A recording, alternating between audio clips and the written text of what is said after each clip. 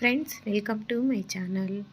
మన ఛానల్ని ఆదరిస్తున్నటువంటి ప్రతి ఒక్క వ్యూవర్కి, సబ్స్క్రైబర్కి కృతజ్ఞతలు.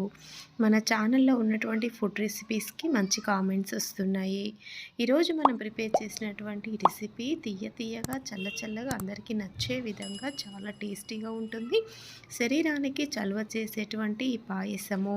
ఈ ప్రిపరేషన్ కోసము వీడియో దయచేసి ఎండింగ్ వరకు చూసి స్కిప్ చేయకుండా చూసి లైక్ చేసి సబ్స్క్రైబ్ చేసుకోగలరు. ఈ సేమియా సగ్గుబియ్యం పాయసం కోసము ముందుగా కొద్దిగా నెయ్యి తీసుకొని అందులో జీడిపప్పు, బాదము, కిస్మిస్ వీటిని మనము మంచి కలర్ వచ్చే వరకు ఫ్రై చేసుకోవాలి. మంచి అరోమా రాగానే వీటిని మనము సపరేట్ చేసుకోవాలి. ఇలా లో ఫ్లేమ్లో మాత్రమే వీటిని వేయించుకోవాలి. సగ్గుబియ్యము శరీరానికి చాలా చలువ చేస్తాయి.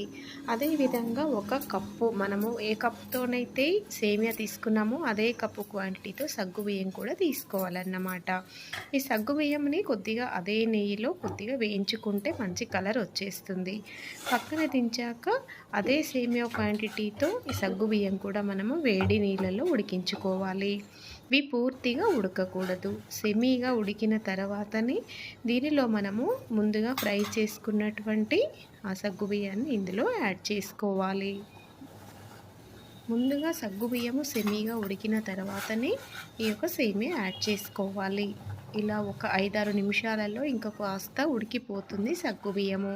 ఇప్పుడు ఇలా దీనిని కొద్దిగా మీడియం ఫ్లేమ్ ఉంచేసి సగ్గుబియ్యము 70% ఉడికాయి అనుకున్న తర్వాత దీనికి కప్పు సేమియా కప్పు సగ్గుబియ్యం తీసుకున్నాము కాబట్టి అంతే క్వాంటిటీతో బెల్లం యాడ్ చేసుకోవాలి.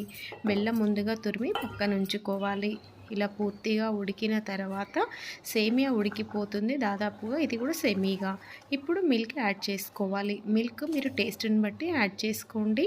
కాకపోతే మిల్క్ ముందుగా మనము వేడి చేసి పక్కన ఉంచుకోవాలి. పచ్చి పాలు పోస్తే మన డిస్టర్బ్ అయ్యే అవకాశం ఉంటుంది కాబట్టి ఇలా మనము దాదాపుగా ఒక 7-8 నిమిషాలు లో ఫ్లేమ్లో ఉడికిస్తూ ఉండాలి. ఇప్పుడు సగ్గుబియ్య సేమియా పాయసము పూర్తిగా రెడీ అయిపోయింది. ఇదంతా కూడా దగ్గరికి వచ్చేసింది. తర్వాత పూర్తిగా చల్లార్చుకొని ముందుగా మనం ఫ్రై చేసినటువంటి నట్స్ని ఇందులో యాడ్ చేసుకోవడమే. ఎంతో టేస్టీగా ఉండేటువంటి రెసిపీ ఈజీగా రెడీ అయిపోయింది. చాలా టేస్టీగా వచ్చేసింది. పూర్తిగా చల్లారిన తర్వాత వీటిని మనము సపరేట్ చేసుకొని సర్వ్ చేయడమే.